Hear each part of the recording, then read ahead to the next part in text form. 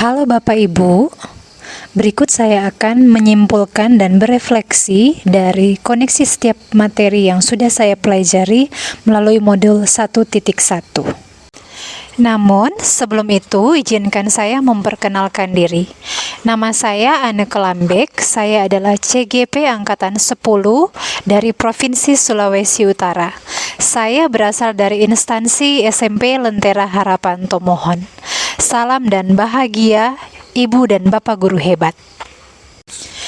Perasaan saya setelah melakukan perjalanan selama kurang lebih 1 bulan dan berhenti pada setiap titik dalam modul ini untuk belajar tentang pemikiran-pemikiran besar Ki Hajar Dewantara terkait pendidikan, saya merasa sangat senang, bersemangat dan tergerak untuk terus bergerak dan menggerakkan setiap orang bersama-sama berjuang bagi masa depan Indonesia. Generasi muda adalah masa depan bangsa.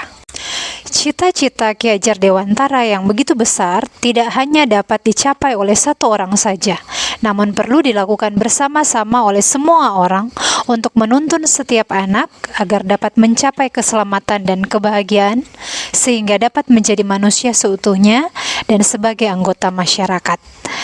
Ki Hajar Dewantara menjelaskan bahwa tujuan pendidikan yaitu menuntun segala kodrat yang ada pada anak agar ia dapat mencapai keselamatan dan kebahagiaan yang setinggi-tingginya, baik sebagai manusia maupun sebagai anggota masyarakat.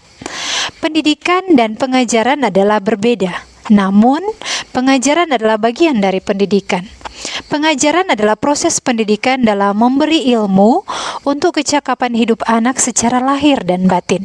Sementara pendidikan sendiri adalah menuntun, seperti yang dijelaskan Ki Hajar Dewantara sebelumnya. Dalam menuntun anak, guru perlu untuk melihat kodrat alam dan kodrat zaman. Itu yang menjadi nilai dan identitas anak. Pendidikan tidak dapat dipisahkan dari kebudayaan. Anak perlu untuk mengenal dirinya agar nilai yang ia dapat dijaga dan dikembangkan. Berhamba kepada anak bukan berarti menjadi hamba anak, sehingga anak dapat mengatur guru sesuka hati, namun berarti menuntun dengan setulus hati, memikirkan dengan serius setiap kebutuhan anak, peka dengan keunikan anak, memberikan contoh yang dapat menolong anak mendapatkan contoh yang relevan dan kontekstual, serta membimbing dan mendorong anak untuk mengembangkan setiap potensi diri yang ia miliki, hingga anak dapat menjadi manusia seutuhnya. Pendidikan tidak hanya dapat dilakukan oleh guru, namun juga oleh orang tua sebagai pendidik utama, di mana anak dibentuk pertama kali, dan juga warga masyarakat. Kekuatan sosiokultural menjadi proses menebalkan kekuatan kodrat anak yang masih samar-samar. Anak bukanlah kertas kosong yang bisa digambar sesuai keinginan orang dewasa. Maka semboyan ingarso sung tulodo, ing madya mangun karso, tuturi handayani perlu benar-benar dihidupi oleh guru. Maka perlu mulai dari diri dan keluar dari diri guru.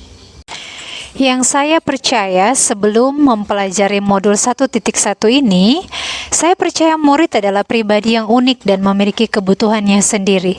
Murid perlu untuk dituntun dan guru perlu membangun relasi yang baik dengan murid. Saya sebagai guru harus berusaha memberikan yang terbaik untuk murid saya. Dalam pembelajaran, murid perlu lebih banyak dibuat dalam kelompok, dan ia harus dapat bertanggung jawab atas peran yang dipercayakan, serta tindakan yang ia lakukan. Namun bermain tidaklah perlu untuk terlalu sering dilakukan, karena akan memengaruhi konsentrasi atau fokus anak. Namun setelah saya mempelajari modul ini, panggilan saya sebagai guru semakin diteguhkan. Pemahaman saya tentang berhamba kepada murid diperjelas, yaitu menuntun sepenuh hati, membawa anak menjadi manusia seutuhnya.